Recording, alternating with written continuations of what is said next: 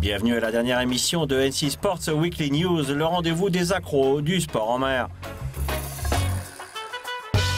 Mick Fanning et Carissa Moore dominent la compétition à Trestles et prennent les rênes du classement général WSL.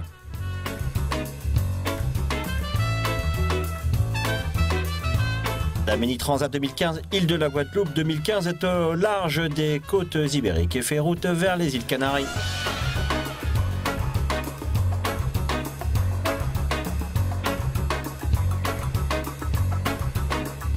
Ouverture du Wave Garden au nord du Pays de Galles en Yvanzil partage avec nous ses impressions sur ce tout premier stade de surf. Plus de 500 kitesurfers ont participé au Coast to Coast entre l'Allemagne et le Danemark pour établir un nouveau record du monde.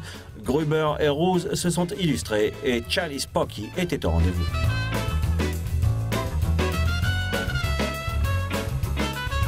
Bellamente de Half Force remporte le championnat du monde de maxi yacht sur la côte d'Emeraude en Sardaigne. Coster remporte son troisième duel face à Fernandez au championnat de planche à voile qui se tenait dans le sensationnel Cold Hawaii Surf Camp Clitmore. NC Sports, plongé au cœur de l'action.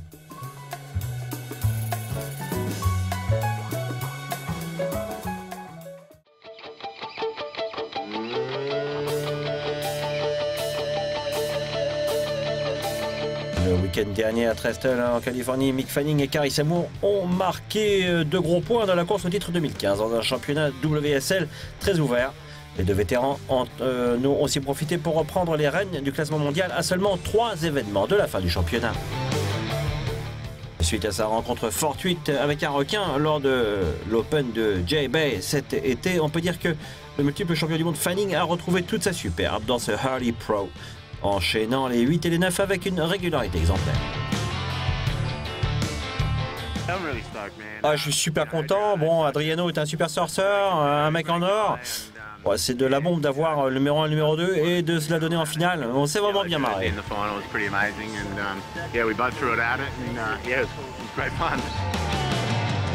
Fanning s'est offert à Kelly Slater dans la 5e manche, puis son compatriote Adrian Buchan en quart de finale. Et le championnat du monde en titre Gabriel Medina en demi-finale. Puis il a été opposé à un autre Brésilien en finale, Adriano de Souza. Avec un superbe 9,77 d'entrée de jeu, c'est à Fanning qui a mis la pression sur le leader du classement mondial qui, malgré un très beau 9,07, doit finalement s'incliner 16,44 à 17,44. C'est un mec pareil, tu peux pas te détendre tant que c'est pas fini. Sa vague était incroyable, il a tout donné jusqu'au bout, bon, et ça impose le respect. Donc, moi, je suis vraiment super ravi.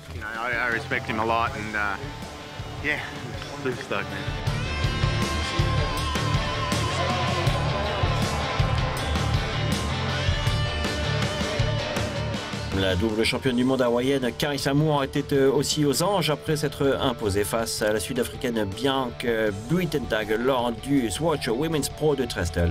Grâce à sa victoire 16,37 contre 13,84, Moore reprend aussi les rênes du classement mondial. Je suis super heureuse d'avoir gagné, ici même où je m'étais effondré l'an dernier. Une belle victoire pour moi, devant toute ma famille qui vit ici à Santa Barbara. Et je suis contente de leur avoir offert cette victoire pour moi et puis pour eux, évidemment.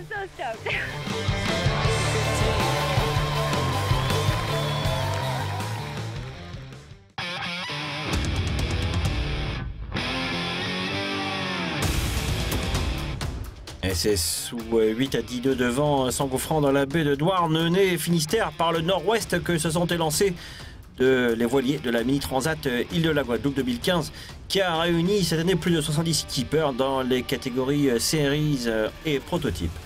C'est une des courses en haute mer les plus difficiles du circuit dans laquelle l'aventure est omniprésente. Et c'est bien pour ça d'ailleurs que la plupart des navigateurs accros aux performances de leurs bateaux de course de 6,50 m de haut sont ici. Pour les meilleurs d'entre eux, cette transat peut être la porte d'entrée vers les plus prestigieuses courses au monde, telles que le Vendée Globe ou la course Volvo.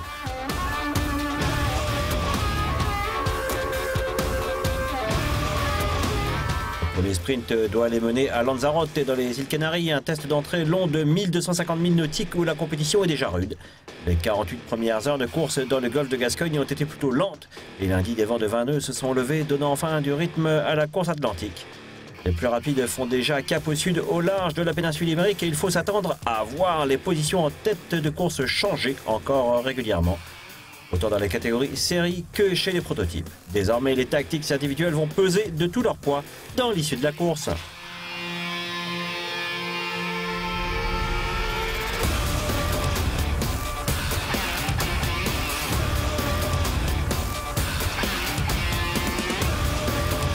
Nautical Channel est fier d'être le sponsor médiatique de cette mini transat île de la Guadeloupe 2015 et de vous apporter une couverture sensationnelle et unique de cet événement.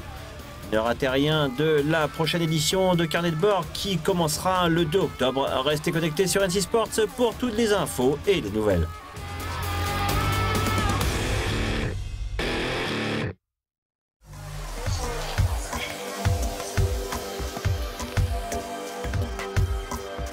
Le Wave Garden est enfin ouvert à cette merveille technologique promise à changer le visage du surf à jamais en le libérant des caprices du temps et des conditions. Bienvenue au Pays de Galles où le stade Surf Snowdonia accueille la toute première compétition mondiale de surf sur vagues artificielles. Ce concept unique au monde a été développé ces 10 dernières années par un groupe d'ingénieurs passionnés de surf. Le résultat, des vagues artificielles longues, puissantes et surtout modulables selon le niveau des participants. Et ainsi, on peut surfer des vagues de 70 cm pour les débutants à plus de 2 mètres de haut pour les pros, tout en modulant leur forme et leur point de rupture pour satisfaire tous les goûts.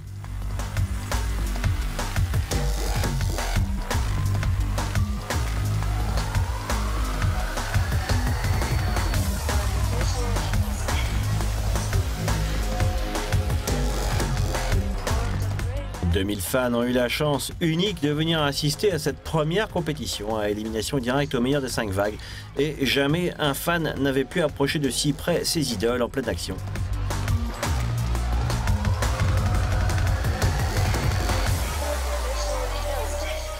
La finale a opposé l'Hawaïen All-Be Lawyer au Kiwi Billy Straitman et a vu s'imposer l'ayant 3 vagues contre 1 dans une ambiance dévastatrice. Avec 27 points, il devient le tout premier champion du Red Bull Unleashed. Oh, l'ambiance dans le stade était folle. J'ai pas l'habitude des compétitions, donc pour moi c'était énorme. Oh, j'étais un peu nerveux au début. Je ne savais pas comment aborder la vague. Et puis je me suis détendu et tout s'est très bien enchaîné pour moi.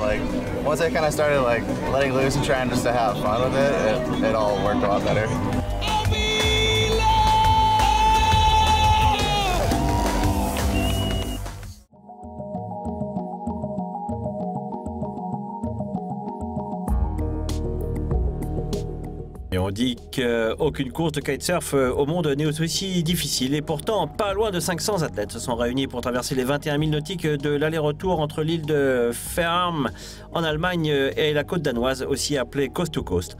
Après 1 h 6 minutes et 20 secondes d'une course éreintante, et bien c'est la star locale Florian Gruber qui remporte le titre de champion 2015.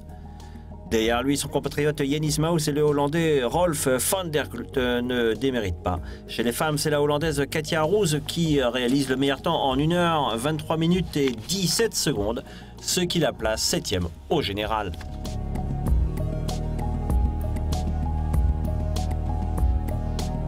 Les leaders étaient au coude à coude jusqu'à la côte danoise, mais Gruber a réalisé un meilleur virage à la bouée et en a profité pour s'échapper en tête.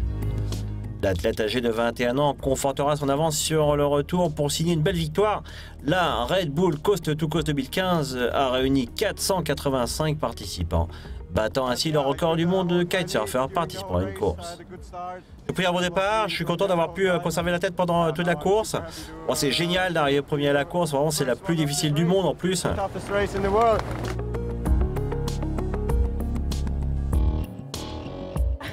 Ouais, c'était vraiment une course fatigante, mais tellement géniale. Bon, ça met un peu de pression quand tu arrives vers la dernière bouée, que tu croises les leaders qui sont déjà sur le retour. Mais bon, c'est vraiment génial, une super course. But yeah, it was pretty close, so super cool race.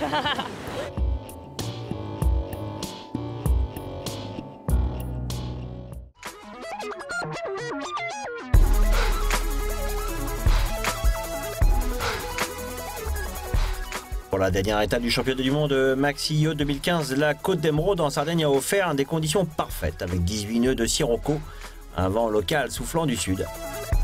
La classique qui se joue mi-septembre met traditionnellement fin à la saison européenne dans le championnat le plus sophistiqué du monde de la voile.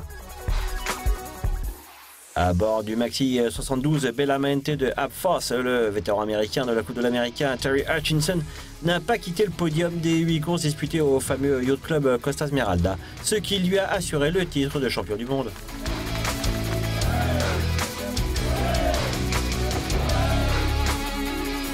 Dans les autres catégories, l'équipe suisse Inouï de Marco Vogel s'est imposée en Super Maxi. Chez les Maxi, c'est Windfall, skippé par le Malte Michael Cotter, qui s'impose.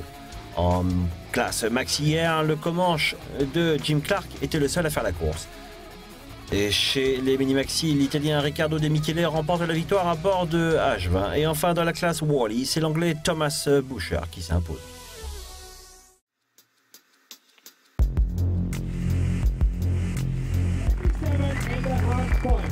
Dans le championnat du monde de planche à voile PWA, c'est l'Allemand Philipp Köster qui a remporté dimanche le titre Code Y dans les eaux de Kitmoller au Danemark, devançant l'Espagnol Victor Fernandez et le Brésilien Marcilio Brone. Cette étape mythique attire les planchistes de toute l'Europe du Nord et marque la mi-saison de la catégorie Wave.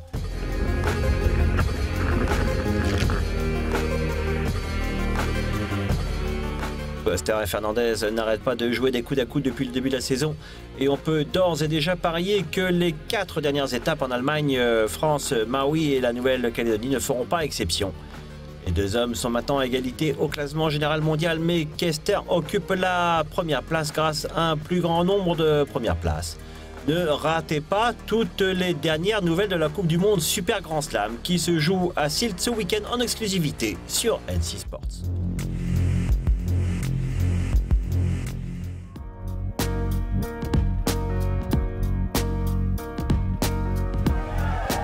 Le surf est à l'honneur en Californie. Dans un instant, la dernière édition de NC Sports Buzz vous apporte le meilleur de la compétition WSL Championship de Trestle avec des interviews de Mick Fanning et Carissa Moore et les plus belles images du week-end.